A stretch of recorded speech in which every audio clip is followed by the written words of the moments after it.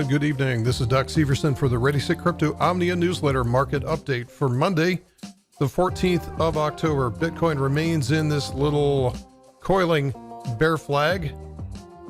I would expect it to break to the downside and maybe print a lower low and then see whether or not we get a high volume capitulation there. Otherwise, you never know with these patterns. Sometimes they just sort of take off.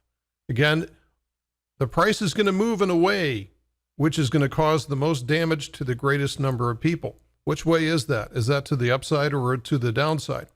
Depends on how much hope there is. If we've pretty much given up on this coin, then it could be a move to the upside. However, if there's too many dip buyers that come along in here, they've got to get destroyed first before the price will reverse. I know it sounds heartless to put it in those terms, but that's just the way the markets operate. Markets really don't care about what you think, right? Here is Ethereum, and Ethereum continues in that same kind of vein. You know, not a bad day today, up almost 3%, but still 3% in crypto is really next to nothing. So as I go through the rest of the list, we've got some things that are moving okay, like Ripple is moving okay. It's making higher highs and higher lows, which is good. However, it's still got some work to do. It's got to get up and over 30 cents plus to have any hope of getting out of this.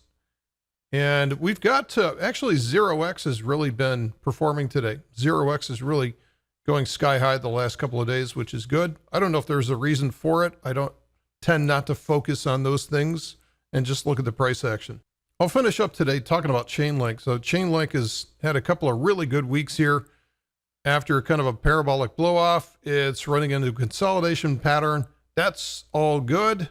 Problem is, though, looking at the daily chart doesn't give us the whole picture. If we go out to the weekly chart, now we can see that we're going to get into weekly exhaustion here fairly soon, if not already. And typically something like this that occurs like a V bottom like this will take several weeks before it's able to effectively consolidate this and work off this type of a move.